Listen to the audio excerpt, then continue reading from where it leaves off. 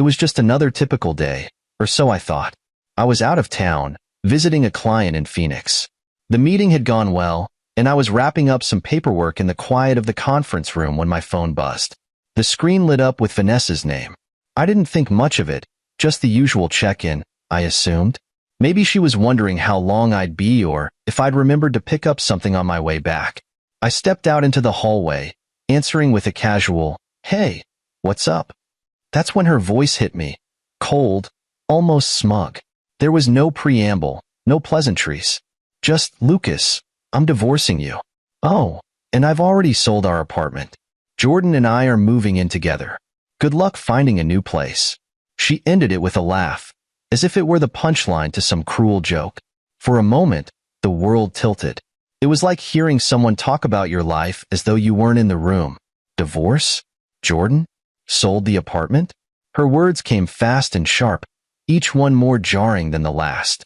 But in that split second, I knew one thing. I wouldn't give her the satisfaction of seeing me crack.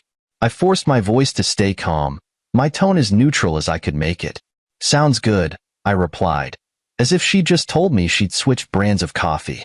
Her silence on the other end was brief, but I knew it was there.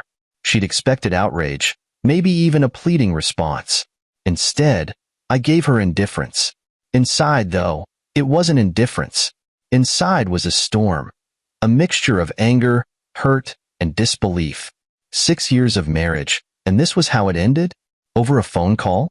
Her voice, filled with casual entitlement, kept playing in my mind. "Jordan and I are moving in together." Jordan, the boyfriend I didn't know existed until 5 seconds ago. She'd been lying to me for months, maybe longer, and now she had the audacity to laugh about it? But what hit me the hardest was the apartment. Our apartment. It wasn't just walls and furniture. It was everything we'd worked for together. Every inch of that place held memories of late-night talks, arguments, laughter, and dreams. And now she'd sold it, just like that, without even telling me. I took a deep breath, my hand tightening around the phone. She wasn't done yet. "You probably think you're going to fight this, Lucas," she said, her tone dripping with condescension. "But it's done. The paperwork's signed, and Jordan and I are moving on. Maybe you should too." "Got it," I said simply, still refusing to give her what she wanted. I hung up before she could say anything else. Standing there in the hallway, the weight of what had just happened began to settle. My wife had not only decided to leave me, but she'd also orchestrated it with such calculation that I almost had to admire the nerve. Almost. But admiration was far from what I felt. What I did feel, though, was resolve. She thought she'd outsmarted me, thought she held all the cards. But Vanessa didn't know everything. She didn't know about the quiet move I'd made months ago when we refinanced the apartment. She didn't know the deed was solely in my name. And that was her first mistake. I returned to the conference room, sat back down, and stared blankly at the paperwork in front of me. My mind wasn't on the client anymore. It was back home, in that apartment I now knew she and Jordan were planning to claim as their love nest. The betrayal stung, but beneath it, something else was brewing: determination. I wouldn't let her take everything from me. I wouldn't let her laugh her way into a new life while I scrambled to piece mine back together. No, Vanessa didn't realize it yet, but she just handed me the upper hand. As the rest of the meeting dragged on, I kept a poker face, nodding at the right moments and offering polite responses. But my mind was elsewhere, plotting, preparing. By the time I left the building, I wasn't the same man who had answered that phone call. I was ready to fight. Ready to show Vanessa and Jordan exactly what happens when you underestimate someone who's been paying attention all along. The flight home couldn't come soon enough. The plane ride home was uneventful, but my mind was anything but calm. Vanessa's words kept replaying in my head, each syllable a hammer against the walls of our history. The betrayal was bad enough, but the sheer arrogance of her move? Selling the apartment, the one thing that had been our shared dream, our first major milestone as a couple, without a second thought? It was like she'd erased me from her life with the stroke of a pen. But here's the thing about Vanessa. She never read the fine print. She was always the type to skim through agreements, signing her name with that same air of confidence she wore like a badge. She left the details to me, trusting that I'd figure it all out. Funny, isn't it? The very habit that had frustrated me for years was now my saving grace. Months ago, when we refinanced the apartment for a lower interest rate, I made a decision. A quiet, calculated move. At the time, it seemed practical. With the new terms, it made sense to transfer the deed into my name alone. I didn't even think twice about it. It was just one of those things you do to streamline the paperwork. Vanessa hadn't objected. In fact, she'd barely looked at the documents before signing them. I hadn't mentioned it since because, honestly, why would I? It wasn't a secret, just a detail that didn't come up. Until now, Vanessa's arrogance blinded her to the reality of the situation. She thought she could sell the apartment and walk away with the money, leaving me in the dust. But she didn't realize that the deed, the one legal document that decided ownership, had my name on it and mine alone. As I sat on that plane, staring at the clouds outside the window, I couldn't help but smile. She'd sold something that wasn't hers to sell. And while I was furious at her betrayal, there was a sense of satisfaction in knowing I held the upper hand. When I landed and turned my phone back on, I had no messages from Vanessa. No smug follow-ups, no taunts. She probably assumed I was too busy wallowing in self-pity to respond. Little did she know, I was gearing up for the fight of my life. My first call wasn't to her. It was to Chloe, my lawyer and an old college friend. I'd helped her move into her first apartment years ago, and she'd always joked that I'd get the family discount if I ever needed her services. Now, it seemed, it was time to cash in. "Lucas," Chloe said when she picked up. "What's going on? You don't usually call me during work hours." I explained everything: the phone call, the apartment, Jordan, and Vanessa's delusions of grandeur. By the time I finished, Chloe was silent for a moment, and then she laughed, a sharp, incredulous laugh. "She sold the apartment?" she repeated. "Lucas, does she even know she can't legally do that?" "Apparently not," I said, the faintest hint of amusement in my voice. "Well," Chloe said, her tone turning serious, "this is going to be interesting. First, we'll need to notify the buyer that the sale is void. If Vanessa's already taken their money, that could open up a whole new can of worms. Fraud charges, for starters." The word fraud sent a jolt of satisfaction through me. Vanessa thought she was so clever, pulling the rug out from under me. But in her rush to start her new life, she'd overlooked one critical detail. "What do you need me to do?" I asked. "For now, gather everything, emails, documents, anything related to the refinancing and the deed," Chloe said. "I'll handle the legal side. But Lucas, if she's already bragging about this to you, she's probably told other people too. She's digging her own grave, and we just need to give her a push." I hung up feeling lighter than I had in days. The betrayal still stung, but knowing that Vanessa's scheme was unraveling gave me a sense of control I hadn't felt since that phone call. When I got home that evening, I didn't waste time. I pulled out the deed, the refinancing paperwork, and every email exchange related to the apartment. Each piece of evidence felt like a small victory, a reminder that Vanessa's carelessness would be her undoing. I placed the documents in a neat stack on the dining table, then sat back and stared at them. This wasn't just about the apartment anymore. It was about reclaiming my life, about showing Vanessa that I wasn't the pushover she'd assumed I was. She thought she'd won. She thought she could walk away with everything, laughing at my expense. But Vanessa had underestimated me, and soon enough, she'd realized just how big of a mistake that was. The drive back to the apartment was surreal. I'd spent the entire flight planning out what I'd say, how I'd handle the confrontation. Vanessa had no idea what was coming, and that thought gave me a strange sense of calm. For once, the scales weren't tipped in her favor. The moment I walked through the door, I could feel it. The apartment was different. Her presence was heavy in the air, but not in the familiar way. No, this was different. It was like she'd claimed the space as her own, as if my existence within these walls was already erased. Her voice reached me before her face did. She was in the living room, chatting animatedly with someone. I turned the corner and stopped in my tracks. There she was, standing next to a man I could only assume was Jordan. He was younger than I expected, tall and smug, with the kind of confidence that comes from thinking you've won a prize. Vanessa spotted me first. Her smile faltered for just a second before she plastered it back on. "Oh, Lucas, you're back," she said, her tone dripping with false cheer. Jordan looked over, and I swear he smirked. He actually smirked, as if I were some minor inconvenience in his new life. "I didn't realize you'd be home so soon," Vanessa continued, her voice carefully neutral. "Jordan and I were just discussing some plans for the apartment." Plans? For my apartment? The audacity of it almost made me laugh. But I didn't. I just stepped further into the room, set my bag down, and looked at them both. "Vanessa," I said, my voice calm but firm, "we need to talk." Her smile wavered. "Lucas, can it wait? We're kind of in the middle of something." "No," I said, crossing my arms. "It can't." Jordan glanced at her, then back at me. "Look, man," he said, his tone patronizing. "I get that this is hard for you, but Vanessa and I—" "This doesn't concern you," I cut in, my eyes never leaving Vanessa's. The room went quiet. Vanessa's confident demeanor began to crack as I pulled out the deed from my bag. I held it up, letting the silence hang heavy in the air. "What's that?" she asked, her voice tight. "It's the deed to this apartment," I said, my tone steady.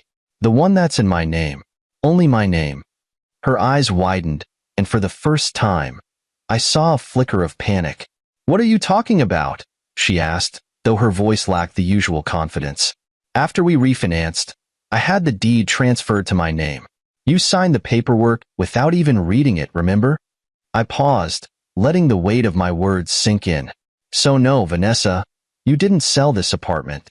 You can't sell something you don't own." Jordan's smirk vanished. He turned to her, confusion and irritation written all over his face. "Is this true?" he demanded. "Of course not," she snapped, though her voice wavered. She turned back to me, her eyes narrowing. "You're lying." I didn't bother arguing. I simply set the deed on the coffee table in front of them. Jordan picked it up, scanning the document. His expression darkened as he realized the truth. "Vanessa," he said slowly, "what is this?" She sputtered, her confidence unraveling. It's nothing. He's just trying to scare us." I let out a dry laugh. "Scare you?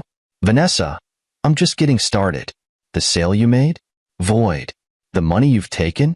If you've spent a single cent of it, you're looking at fraud charges." Her face went pale. "You're bluffing." "Am I?"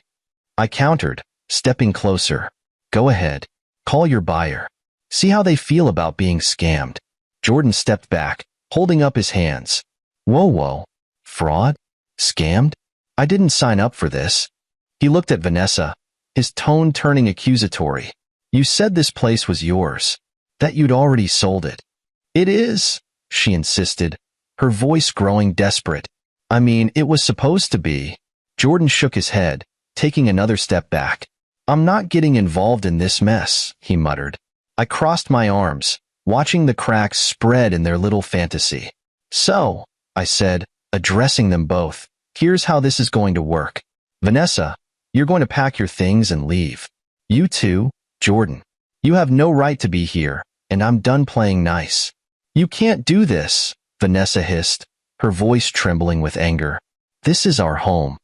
"No," I said firmly. "This is my home, and you're not welcome in it anymore." Jordan didn't need any more convincing. He grabbed his coat and headed for the door, throwing one last look at Vanessa. "Good luck," he said coldly before walking out. Vanessa turned to me, her eyes blazing. "You're going to regret this," she spat. I met her gaze, unflinching. "No, Vanessa, you're the one who's going to regret it." She stormed out, slamming the door behind her. For the first time in days, the apartment felt like mine again. And it was just the beginning. Jordan's departure had been satisfying, but I knew the chaos wasn't over. Vanessa, as predictable as ever, wasn't someone who would simply slink away in silence. Still, I couldn't help but relish the look on Jordan's face when he'd finally pieced it all together. His smug confidence crumbling into confusion and irritation as he realized the tangled mess Vanessa had dragged him into. It wasn't just the fraud that had shaken him. It was the betrayal. He had believed her, trusted her when she said the apartment was hers to sell, that their new life together was built on solid ground. Watching him crumble under the weight of her lies was almost poetic. But let's rewind for a moment. When Jordan first showed up with Vanessa, he carried himself like he owned the place. His every glance and gesture radiated arrogance, like a man confident he'd won the jackpot.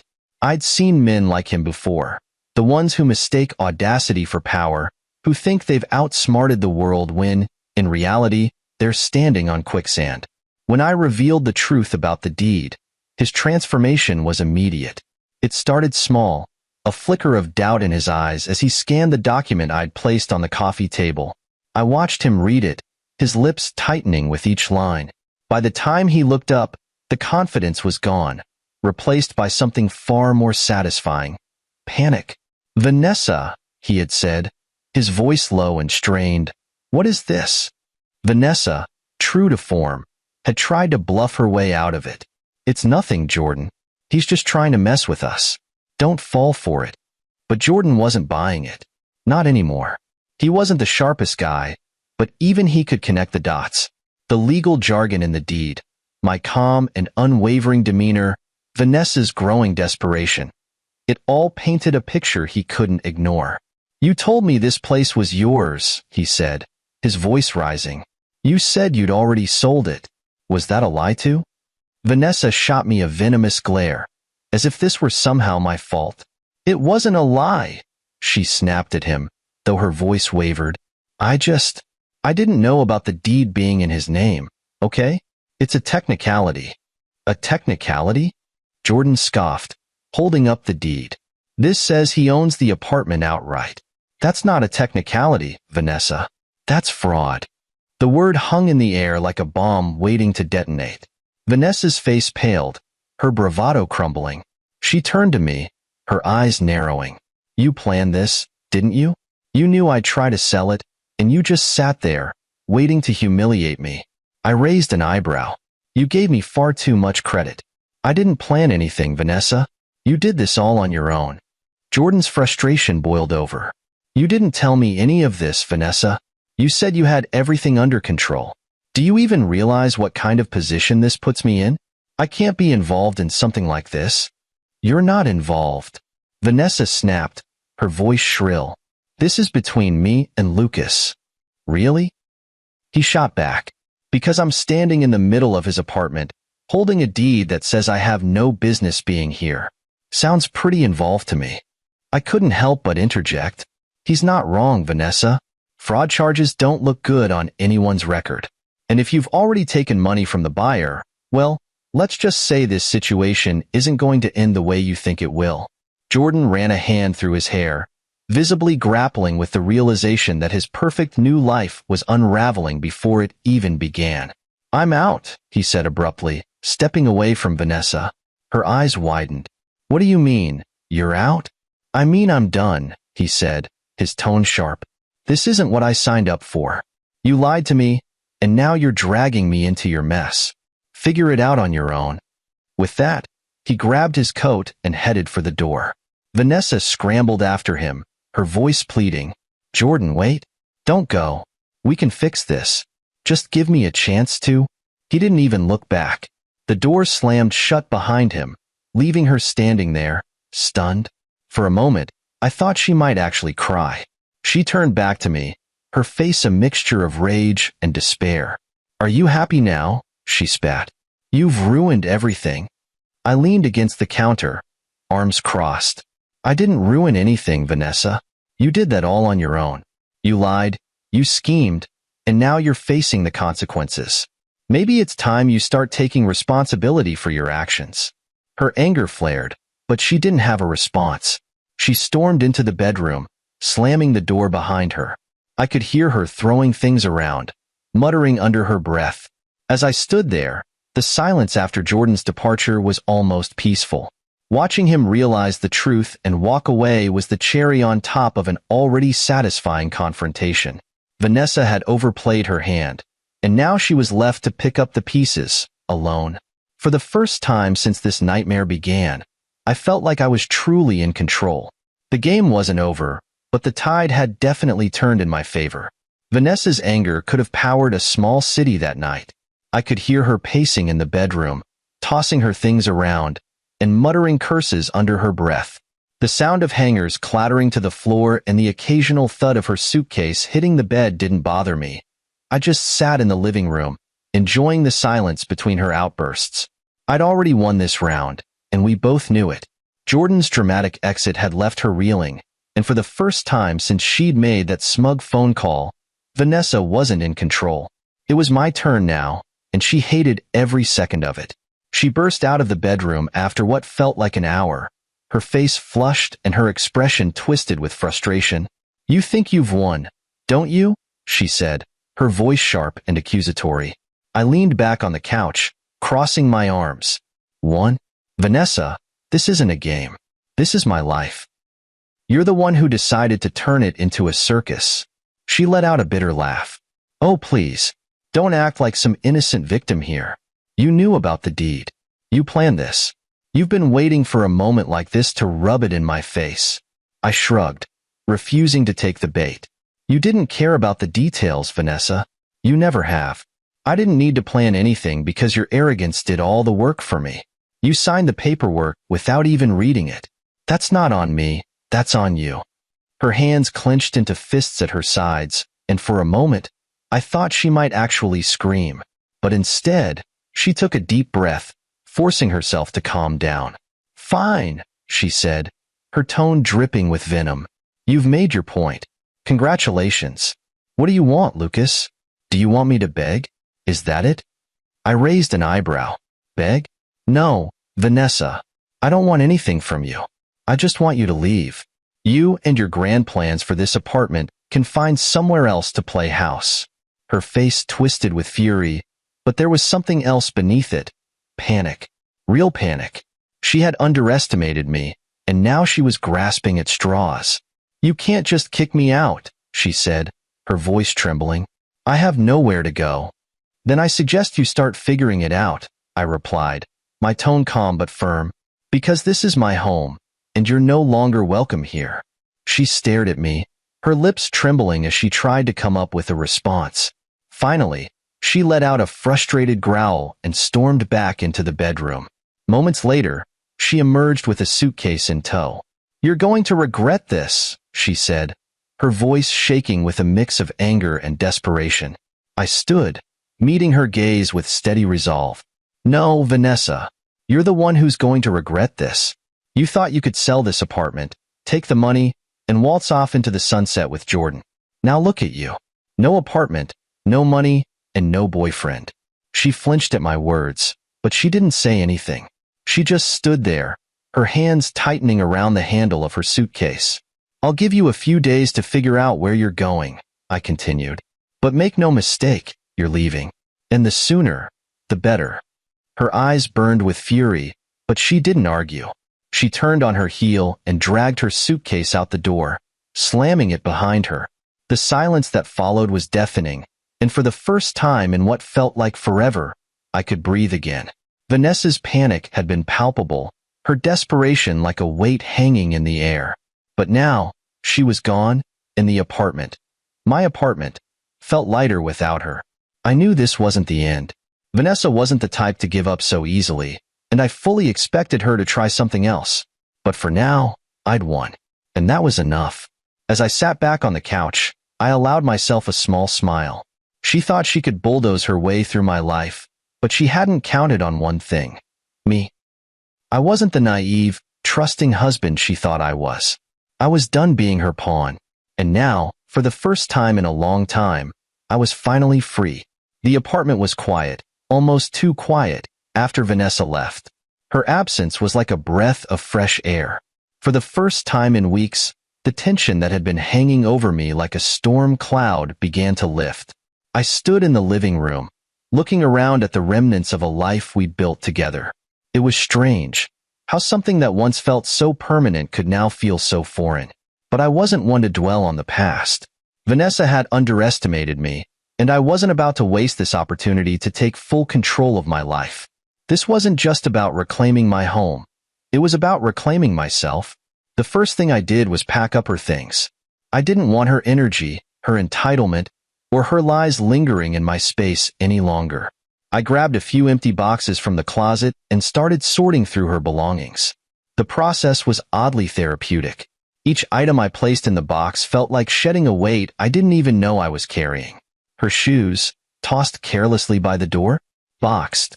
Her collection of designer handbags, boxed. The framed photos she insisted on hanging in the hallway, even though I hated them, down they came. I didn't break or damage anything, not because I was feeling generous, but because I wanted to do this with dignity. Vanessa had brought enough chaos into my life. I didn't need to stoop to her level.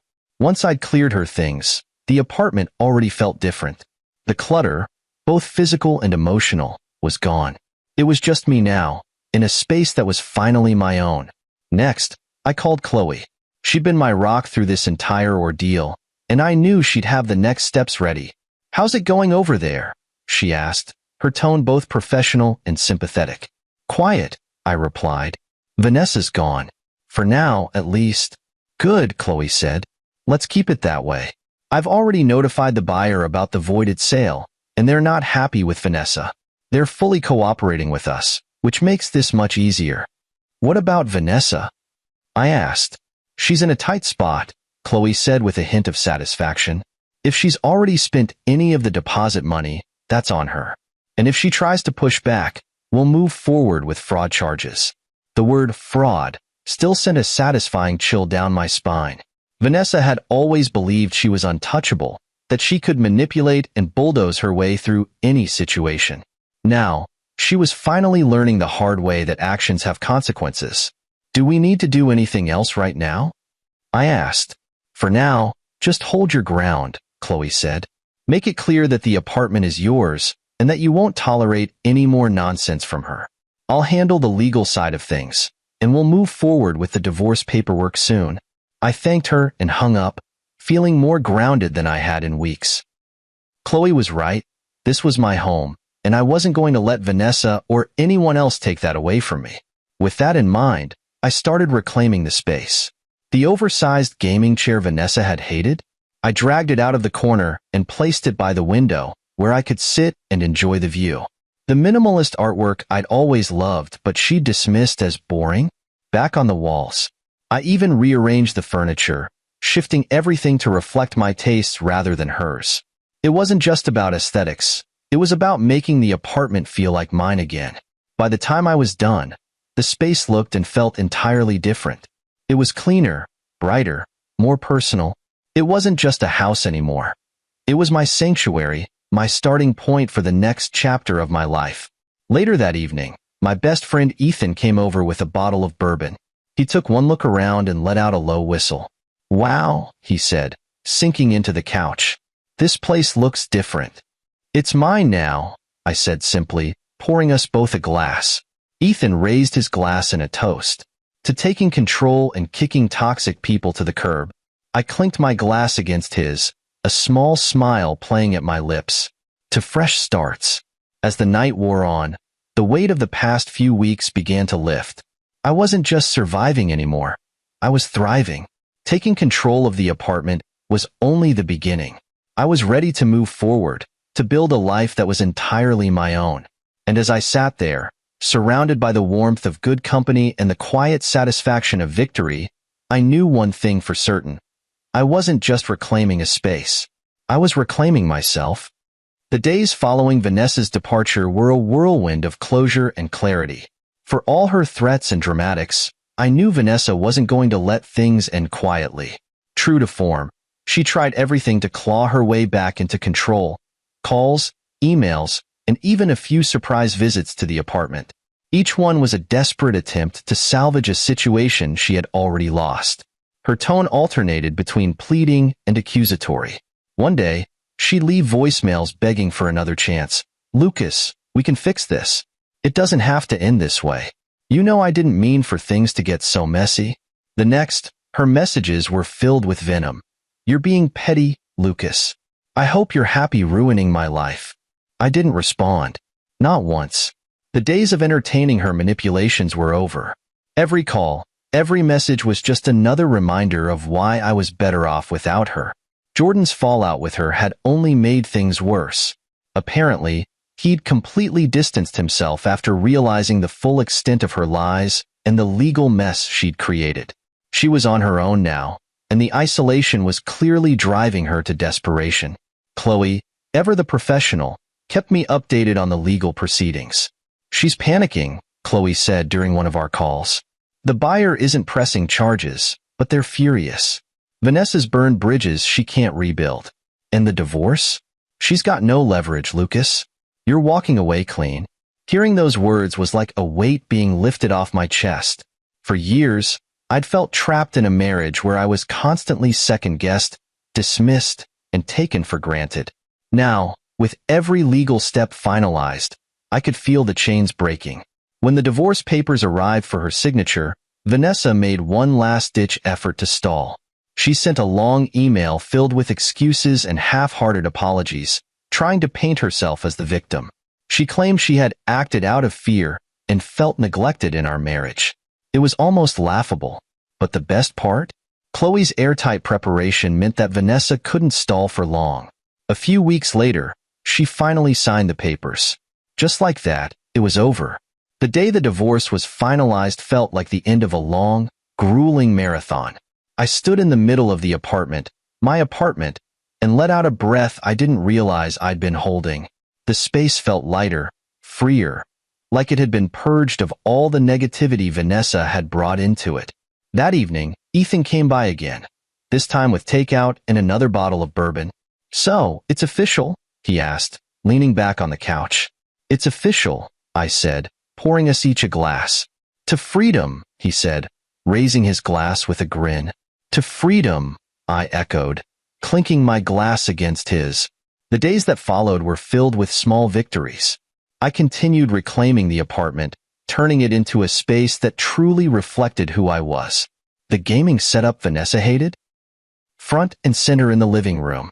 The artwork she called boring, proudly displayed on the walls.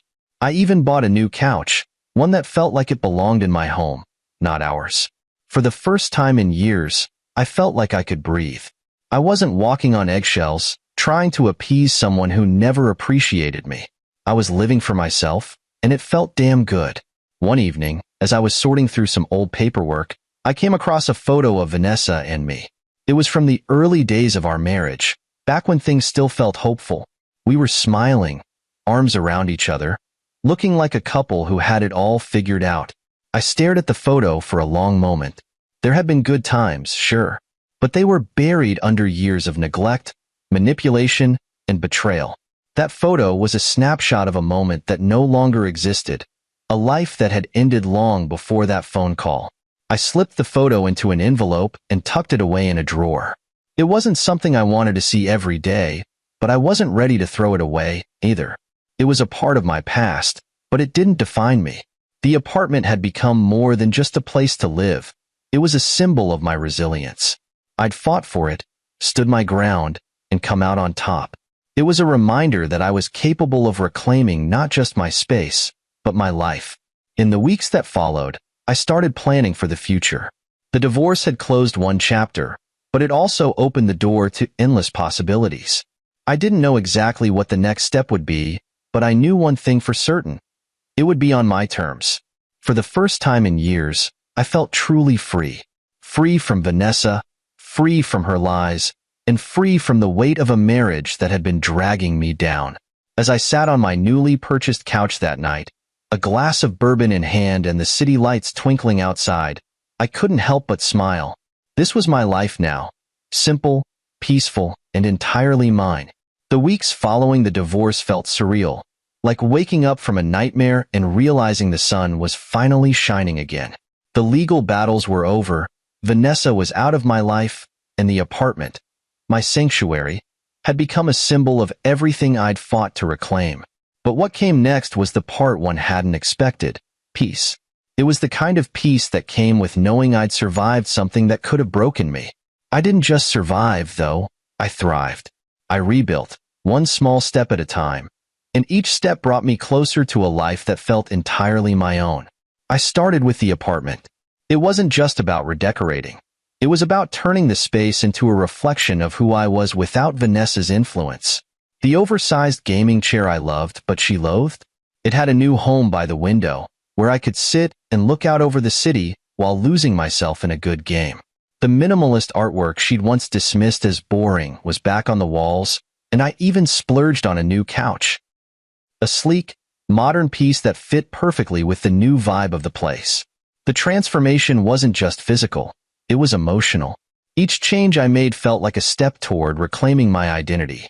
The apartment was no longer a shared space filled with compromise and resentment. It was mine, a sanctuary that radiated warmth, freedom, and possibility. One evening, as I was reorganizing a closet, I came across a box of old photos.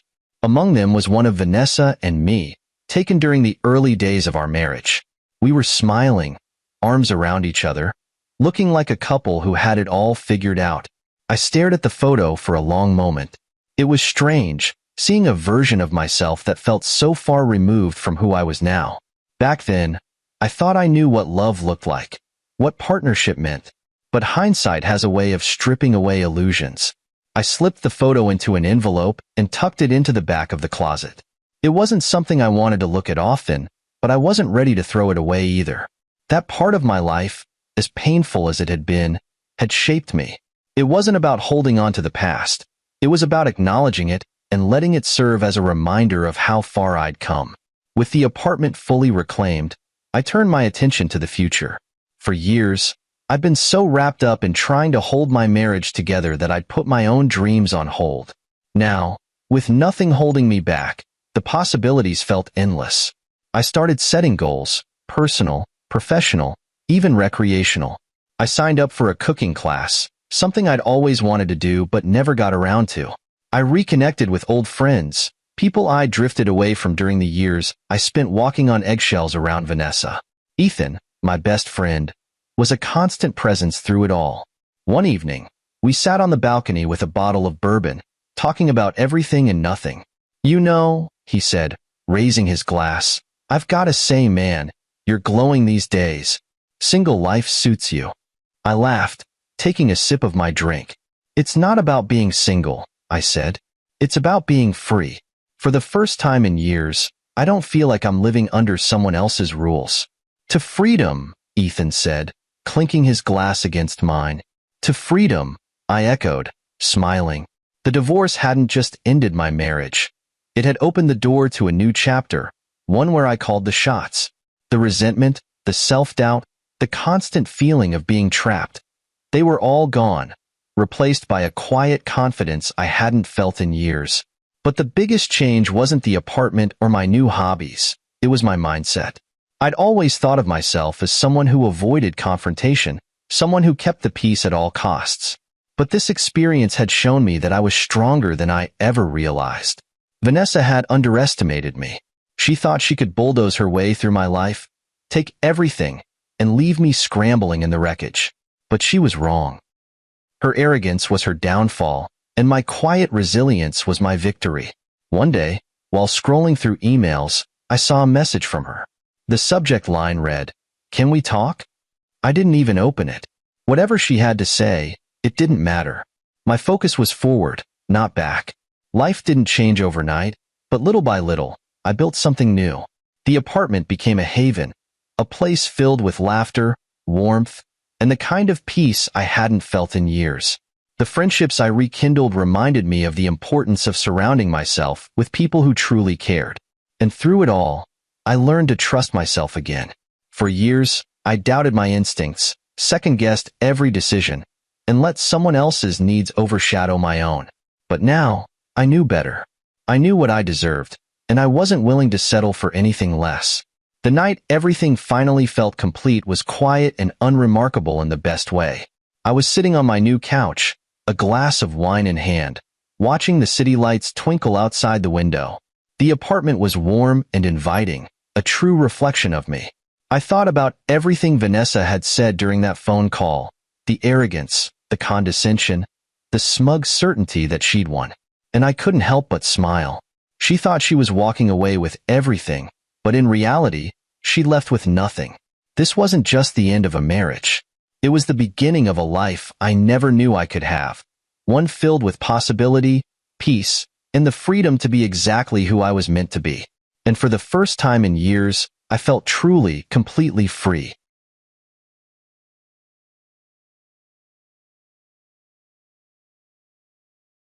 I can still hear the rustle of the paper in my hands.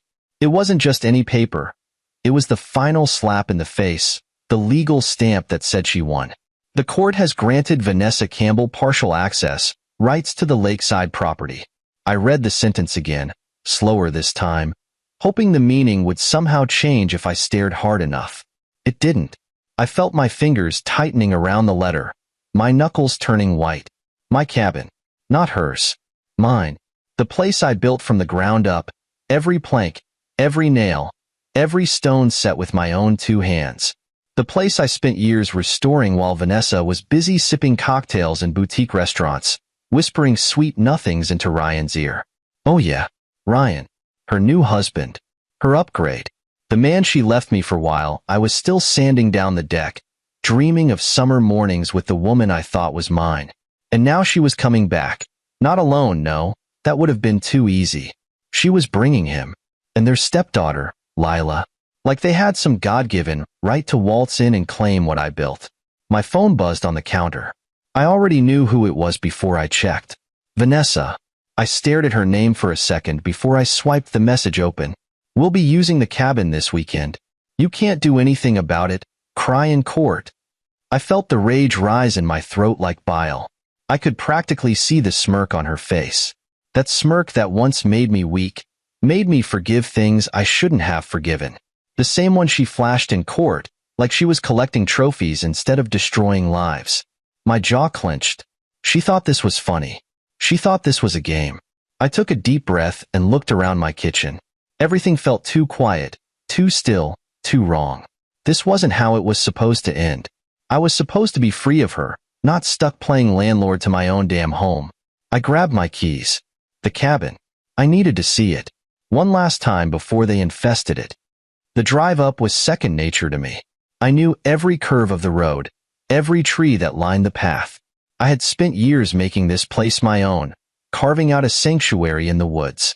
And now, I was being forced to share it with the woman who had torn my life apart. As I pulled up, the late afternoon sun hit the new windows I installed myself. The deck I rebuilt, board by board. The garden I planted, knowing she'd never care enough to touch the soil. All mine. And now theirs. The thought made my stomach twist. You're gripping that will like it owes you money. I turned to see Marcus walking up the path, hands shoved in his pockets. Marcus had been my best friend since college. The guy who had helped me haul lumber when my back gave out, who stayed up with me drinking whiskey the night Vanessa's lawyer served me divorce papers. He knew. He always knew. How bad was it? He asked, joining me on the front steps. I exhaled sharply, handing him the crumpled court letter. He scanned it quickly, then let out a low whistle. She really got the judge to sign off on this? Yeah. He shook his head. Damn. I laughed, but there was no humor in it. Oh, it gets better, I said, pulling out my phone. She sent me this. Marcus took the phone from me and read Vanessa's message. His lips curled in disgust. She really said cry in court? He shook his head again. What a piece of work. I ran a hand through my hair. I don't even think she wants the cabin. Not really. Marcus glanced up at me, raising an eyebrow. Then what does she want? To prove she can take it from me. The words felt ugly coming out, but I knew they were true. She didn't care about the cabin. She didn't care about the renovations, the memories, the work I put into it. She just wanted to win. And the worst part? She had. So what are you gonna do about it? Marcus asked, crossing his arms. I let out a hollow laugh. What can I do? The court decided. She gets the cabin. End of story. But Marcus wasn't looking at me like it was the end of the story. He was grinning. A slow, dangerous grin. The cabin, yeah, he said. But what about the land around it? I frowned. What do you mean? Marcus leaned in slightly. I mean, did the court order say anything about how you use the land? I blinked. No. His grin widened. Then maybe it's time we start thinking a little bigger. I looked around, my eyes scanning the space beyond the cabin. The acres of untouched land, stretching far beyond Vanessa's precious little victory. For the first time since opening that damn letter, I felt something shift. Something dangerous. Something right. Vanessa thought she won. She had no idea what was coming next. Marcus's words sat in my chest like a lit match. I stared at the land surrounding the cabin. Acres of untapped potential, untouched power. The legal document Vanessa had waved in my face only granted her access to the cabin itself, not the land beyond it. And that meant she hadn't won it all. Marcus saw the shift in my expression and grinned, slapping me on the back. Oh yeah, that's the look I was waiting for. I turned to him, my mind already racing. We could expand, he finished, nodding. We could expand. Build something bigger than a damn weekend getaway. I exhaled sharply, pacing across the deck. The wind rustled through the trees, the smell of pine and lake water filling the air. This was mine. Every nail, every beam, every board. I had poured my soul into this place, and Vanessa had tried to rip it from my hands just to prove she could. She thought she had cornered me. She had no idea she had just pushed me into my next move. I turned back to Marcus. A men's retreat. His eyebrows lifted slightly. Go on. I started listing off ideas as they hit me, my pulse quickening. A real place, somewhere guys can come when they need to reset. Outdoor survival training, business mentorship, mental health workshops, leadership coaching. Everything society tells us to just figure out on our own. Marcus let out a low whistle, nodding.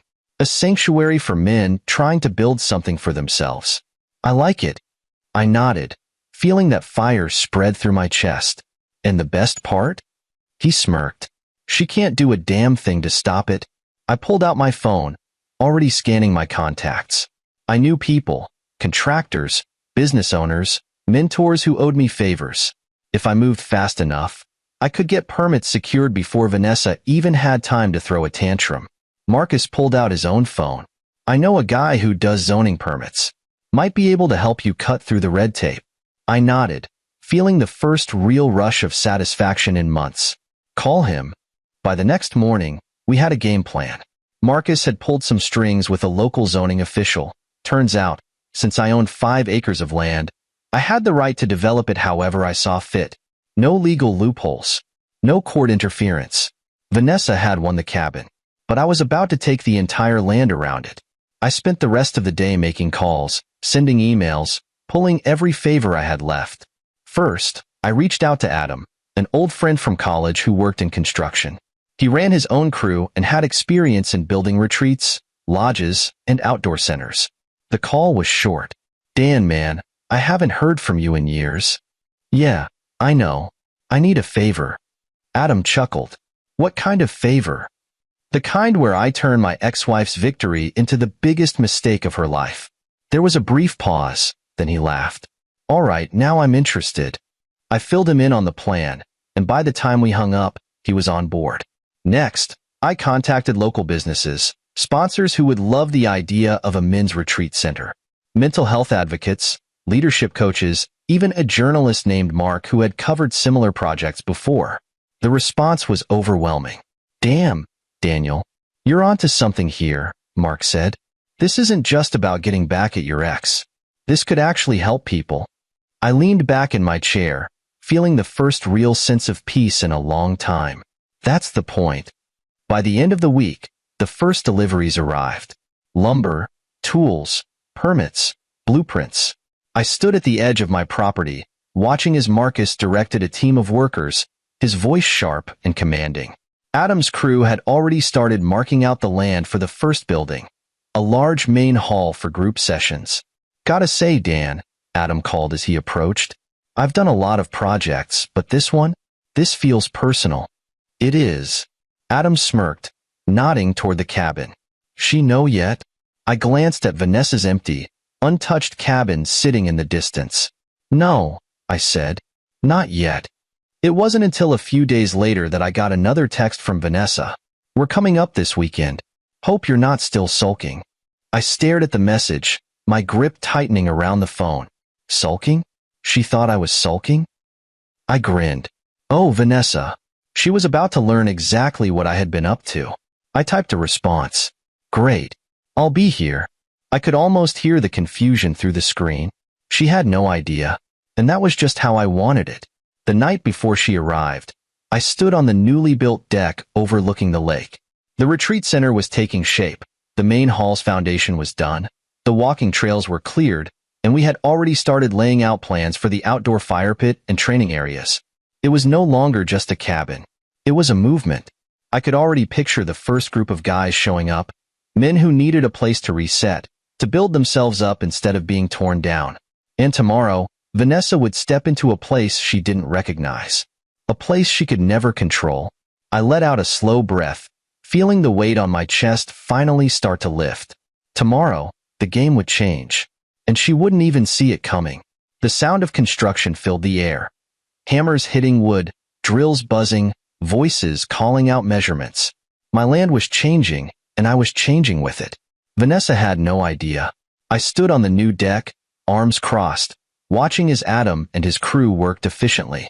The main hall's frame was already up, and the pathways leading into the woods were being cleared. A week ago, this was just a cabin surrounded by untouched land. Now, it was a movement in the making. Marcus approached, wiping sweat off his forehead. "We're ahead of schedule," he said. "By the time Vanessa gets here, she won't even recognize the place." I smirked. "That's the plan."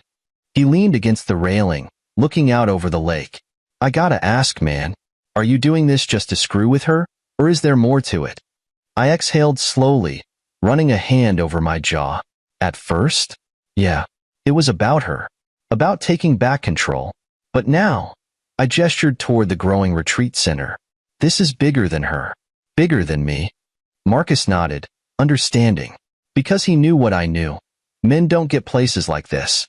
We get told to suck it up, move on, be strong. We get told that asking for help makes us weak. This place? It was a reset button. A place where guys could rebuild, just like I was. And the best part? She couldn't take it from me. The first batch of materials for the outdoor training area arrived that afternoon. I walked over to Adam, who was flipping through the blueprints. "What's next?" I asked. "We're clearing the area for the fire pit and open-air sessions," he said, tapping the plans.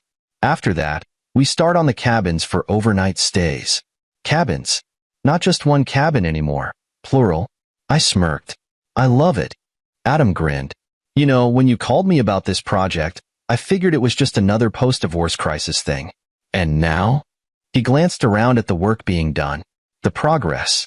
The purpose. "Now I think you might actually be onto something." That night, I sat on the porch of my cabin. The one Vanessa thought she still had power over. The place she thought was still hers to invade. A few feet away, a new wooden sign leaned against the deck railing, waiting to be installed. I traced my fingers over the carved letters. Rising from the ashes. That's what this was about. Not just surviving. Rebuilding. My phone buzzed in my pocket. "Vanessa." I hesitated for a second before opening the message. "We're heading up tomorrow morning. Hope you've cleaned the place up for us." I exhaled a slow laugh. "The place up? Oh, Vanessa. You have no idea." I tapped out a reply. "See you soon."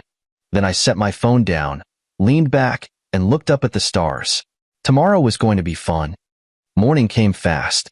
I was already up before sunrise, drinking my coffee on the new deck, listening to the steady hum of work being done. The retreat was coming to life, and today was the day Vanessa would see it for the first time. The timing couldn't have been more perfect.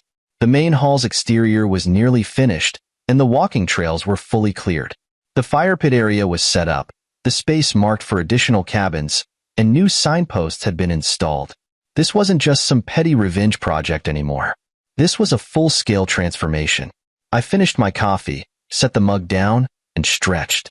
Then I heard the sound of tires crunching against gravel. Showtime. Vanessa pulled up in her shiny white SUV, rolling to a stop beside the cabin. Ryan was driving, of course. She was in the passenger seat, her sunglasses perched on her nose, looking as if she was about to step into her private summer estate. And in the back seat, Lila, her stepdaughter, the one I barely knew, but somehow was being forced to share my space with. The moment Vanessa stepped out, she stretched her arms, exhaling dramatically. "Ah, it feels so good to be back," she said, as if this place had ever meant anything to her. I didn't say anything. I just leaned against the railing, watching. She was so busy soaking in her own self-importance that she didn't immediately notice what had changed. But Ryan did. He stepped out of the car, squinting, his hands on his hips as he took in the wooden sign that now stood proudly at the entrance of the property. The Phoenix Retreat. His mouth tightened. He looked at Vanessa. Babe. That's when she finally noticed. And for the first time since the divorce, I saw something I hadn't seen in her before. Confusion. What is this? She asked, pulling off her sunglasses as she scanned the land. I didn't answer. I let her take it all in. The cleared trails. The marked cabins. The obvious presence of an actual retreat center taking shape around her. I could see the wheels turning in her head, trying to make sense of it. Finally, she snapped her gaze to me. Daniel. I raised an eyebrow. Vanessa. She gestured wildly. What the hell is going on? I smiled slowly, taking my time. What do you mean? She scoffed. What do I mean? What the hell is all this? She waved toward the construction crews, the banners, the signs, the workers unloading materials for the fire pit.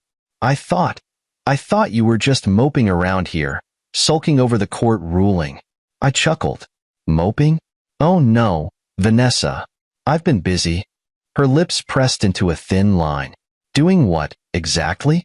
I pushed off the railing, stepping closer. Building. I let the words sink in before I continued. This isn't just a cabin anymore. It's a retreat center. A men's sanctuary. A place where guys can rebuild their lives. Vanessa blinked, like I had just spoken a language she didn't understand. Ryan cleared his throat, adjusting his collar. You can't just do that. I turned to him, amused. Can't do what? He hesitated, as if trying to find the right words. You can't turn this place into a business. We have shared access to this land.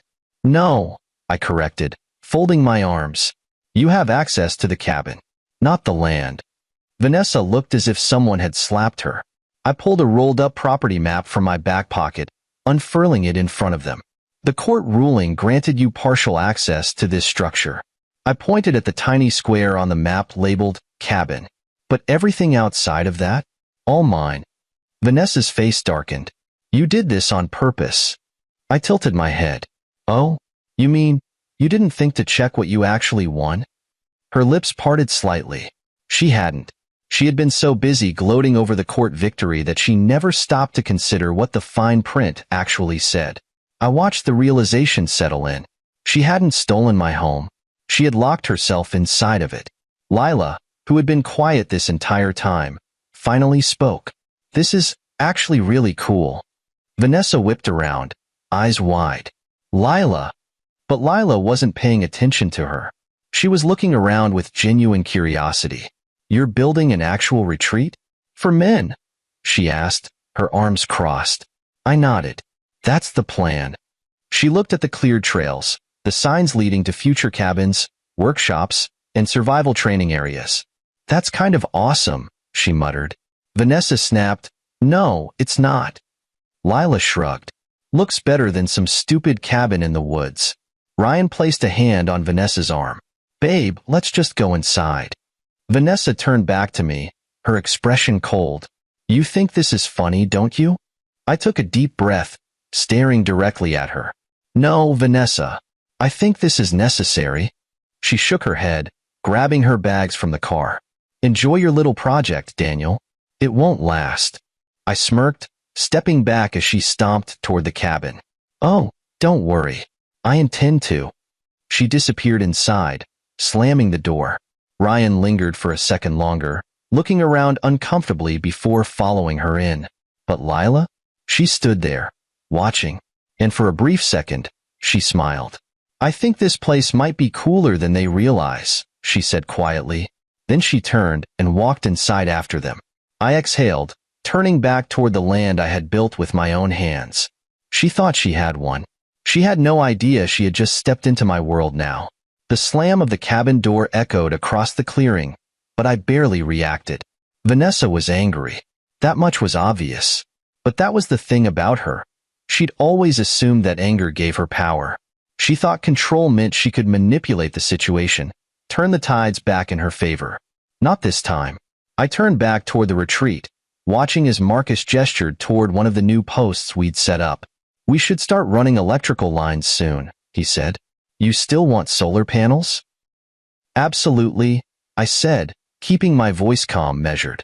Like I hadn't just destroyed Vanessa's expectations in one afternoon. I didn't even have to check my phone to know she was texting her lawyer right now, looking for a way to undo this. Marcus grinned. She's losing it, isn't she? Completely. And right on cue, the cabin door flew open again. I turned, watching Vanessa storm out, her phone still in her hand. Ryan followed behind her, less angry, more exhausted. We need to talk, she snapped. I took my time answering. About? She gestured around us, like that explained everything. This whole ridiculous project. You can't do this. I exhaled, shaking my head. You keep saying that, Vanessa, but you're not hearing me. I already did. Ryan, to his credit, actually seemed like he understood. He ran a hand through his hair. Look, man, I get that this was personal for you, but let's be reasonable. Can we at least discuss this? I leaned against the railing. Sure.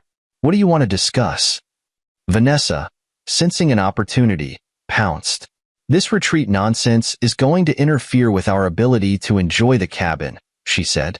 You're literally building all around it, making it impossible for us to have any privacy. Oh, privacy? I asked. Like the kind I wanted when you took me to court and forced your way back into my space? Her jaw clenched. This isn't the same. No, I agreed. It's better. Her eyes flashed with fury. Ryan sighed. Come on, Daniel. Be practical. A full-on retreat center? Do you really think that's sustainable? I smirked. It's already funded. That made them both pause. Ryan blinked. What? I shrugged. We've got investors, sponsors, community support. Hell, we even have a journalist covering the story. Vanessa's expression twisted. You're telling me people actually want this? Oh yeah. I nodded toward the retreat, where workers were actively constructing new pathways and setting up spaces for outdoor workshops. See, Vanessa, the thing is, when you spend years trying to control everything around you, you forget that people can build something better when they're finally free. Her lips parted slightly, like she wanted to argue, but there was nothing she could say. Ryan shifted uncomfortably. And what exactly do you plan to do if people start showing up? Just let strangers walk all over the property? I grinned. You're catching on.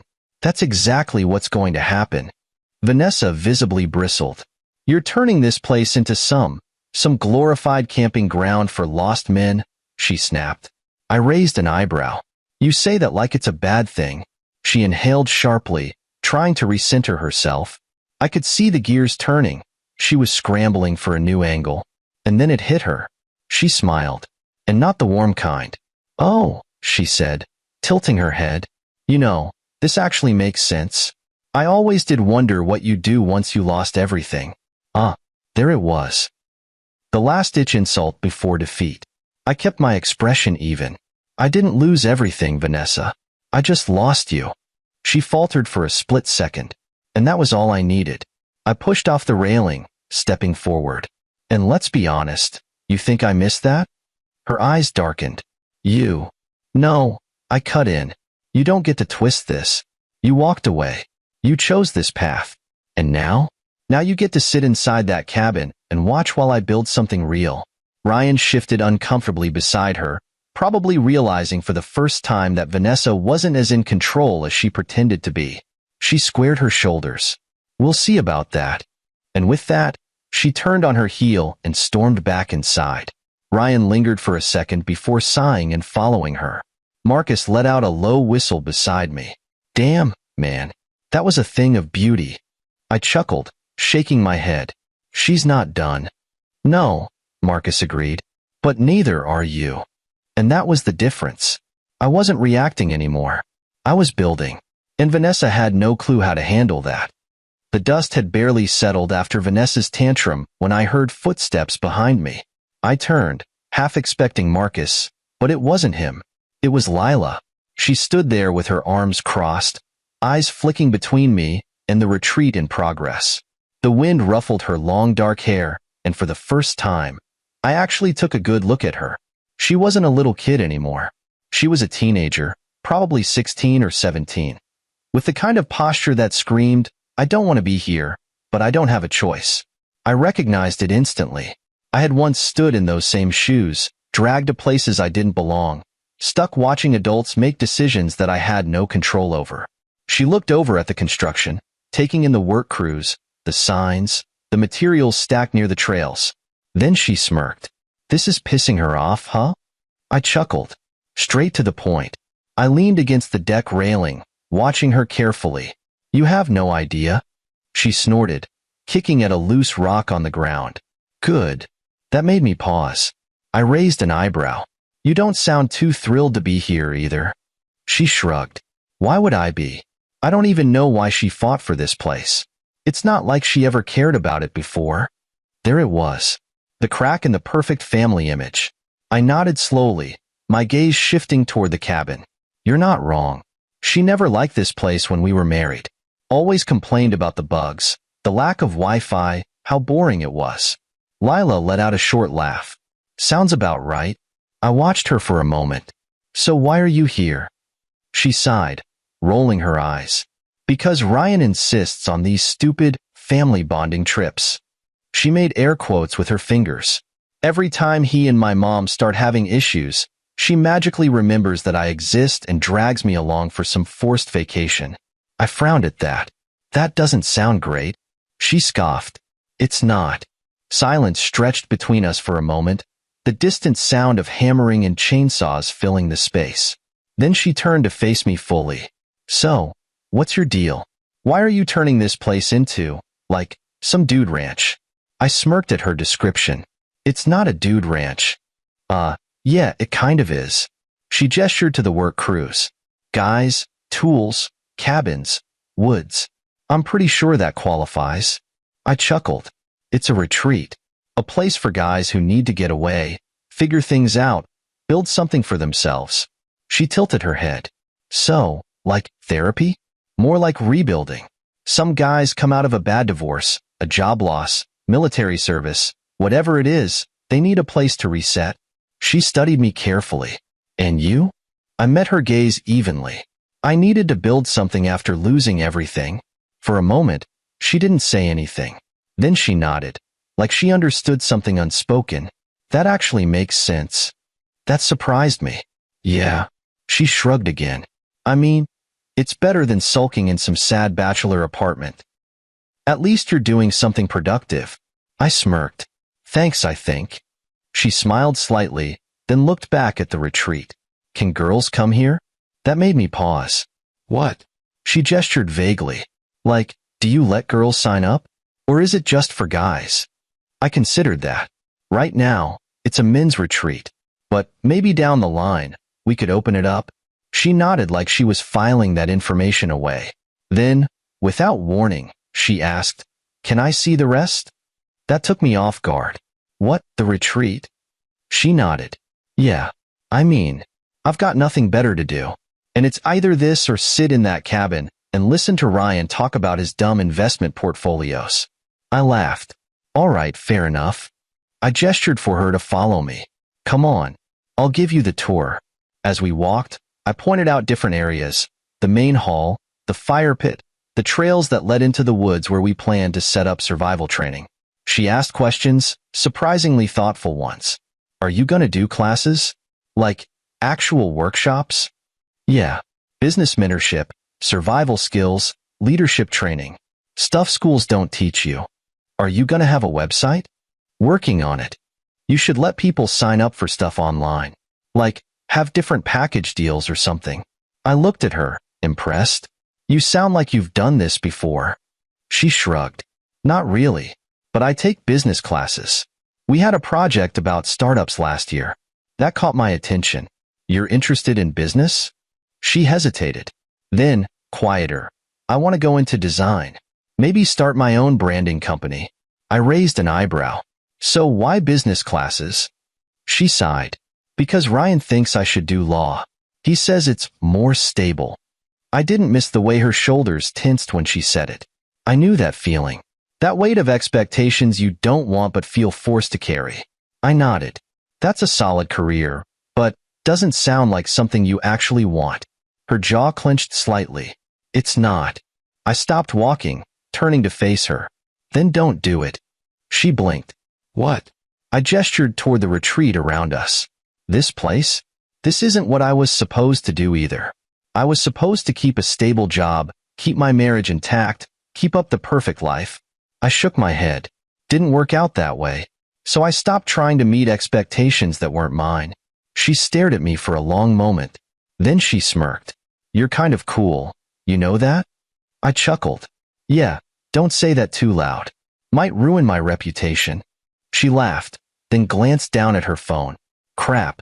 I should probably get back before they realize I'm gone. I nodded. Yeah, don't want to start a war just yet. She started to walk away, but then hesitated. Then she turned back, a little uncertain.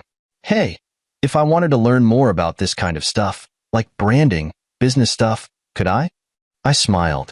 You're always welcome here, Lila. She brightened slightly. Cool. Then, with one last glance at the retreat, she jogged back toward the cabin. I watched her go, realizing something. Vanessa thought she had won when she took the cabin. She had no idea that her own stepdaughter had just become my unexpected ally. The next morning, I woke up early. Not because I had to. I could have easily stayed in bed, let my crew handle things. But because I wanted to be awake when it happened. When Vanessa realized she'd lost, I made my coffee slowly, taking my time, enjoying the quiet of the woods. It was one of my favorite parts of this place. The stillness before the day started. The way the early morning mist hung over the lake like a veil. Soon, that peace would be broken. I checked the time. 7:43 a.m. She wouldn't last much longer before storming out. Right on cue, the cabin door slammed open. Vanessa came out in a fury, her robe flapping behind her, her hair in a messy bun that told me she'd been tossing and turning all night. Good. Ryan followed, looking tired but not nearly as angry as she was. And behind them, Lila, arms crossed, quiet, observing. I took another slow sip of my coffee as Vanessa stomped up to the main hall construction site. Daniel, we need to talk. Now. I set my mug down on the railing. Morning to you too. She ignored that. This, she gestured wildly at the retreat being built around her, is getting out of hand. I leaned against the porch, acting like I had all the time in the world. What's the problem? Her face turned red. You know what the problem is. You've turned this place into a construction site. We can't even enjoy the cabin. I shrugged. Sounds like a you problem. Ryan sighed, rubbing his temples. Come on, man. Can we just sit down and talk like adults? I raised an eyebrow. We could have done that before you two dragged me to court. He looked away, lips pressed into a thin line. Vanessa, however, wasn't backing down. You're deliberately trying to make this place unlivable for us, she accused. This retreat nonsense? It's just a way for you to get back at me. I exhaled slowly, shaking my head. Vanessa, do you really think you're that important? She blinked, thrown off. What? You honestly believe I'm spending all this time, this effort, just to annoy you? I gestured toward the retreat. This is bigger than you, bigger than me. She scoffed. Oh, please. I turned to Lila. Hey, tell her what you think. Lila, who had been completely silent until now, smirked slightly. I think it's cool. Vanessa spun toward her, eyes wide. Lila. She shrugged. What? It's true. Ryan shot her a warning look, but she just rolled her eyes. I saw Vanessa's jaw clench. She hated losing control of the narrative. I stepped down from the porch, crossing my arms. I told you, Vanessa. You won the cabin, but you didn't win the land. And that means you don't get to tell me what I can and can't do with it. She narrowed her eyes. We'll see about that. There it was. Her last card to play. She turned to Ryan. Call the lawyer. Ryan hesitated. Vanessa? Call the lawyer. Ryan sighed, pulling out his phone. I'll see what he says. I wasn't worried. because I already knew what the lawyer was going to tell them. 2 hours later, Vanessa sat on the porch of the cabin, her arms crossed, seething. Ryan stood a few feet away, still on the phone. I didn't have to hear the conversation to know what was happening. The lawyer had told them exactly what I already knew. They had no case. Vanessa might have won access to the cabin, but she had no right to dictate what happened on my land. And now? She was stuck. Her own personal hell, trapped inside a cabin that was slowly becoming an island in a growing empire of men reclaiming their lives. Ryan hung up and turned to her. "It's legal," he admitted. "There's nothing we can do." Vanessa snapped. "This is ridiculous. I refuse to accept this. We are not going to sit here and let him destroy our time here." Ryan pinched the bridge of his nose. "Vanessa, we already lost." "No," she barked. "We haven't lost. We fight harder." I leaned against the railing, watching her unravel. "You could always sell me back your access to the cabin." Her head whipped toward me. "You'd love that, wouldn't you?" I smirked. "Yeah, actually, I would." She gritted her teeth. "Forget it." I shrugged. "Your choice." She turned to Ryan. "Let's go inside. I need to think." Ryan nodded, relieved to get away from this conversation. But Lila? She didn't move. She stood there, arms crossed, watching. Vanessa noticed. "Lila," inside. "Now." Lila didn't move. I saw something shift in her eyes. For the first time, she was seeing Vanessa for what she really was. A control freak who only cared about winning. And in that moment, Lila made her decision. She walked toward me instead. "Actually," she said, "I want to stay." Vanessa paled. "Excuse me?" Lila lifted her chin. "I want to see what Daniel's building. I want to learn about it." Vanessa took a slow step forward, voice sharp. "Lila, go inside. Now." Lila shook her head. "No." Ryan put a hand on Vanessa's arm. "Let it go." But Vanessa wasn't used to losing. Her face twisted. "I am your mother. You will do as I say." Lila laughed. Actually laughed. That's when I knew. Vanessa had lost more than just the cabin. She had lost control. Lila met her gaze evenly. "No, Mom. I'm gonna go see the retreat." Then she turned and walked toward me. I saw Vanessa's hands ball into fists, her face turning red. She opened her mouth to say something. Probably another threat, another attempt to manipulate, but Ryan stopped her. "Vanessa," he said, voice firm, "let it go." And for the first time in her life, Vanessa had no choice. She had to accept that she had lost.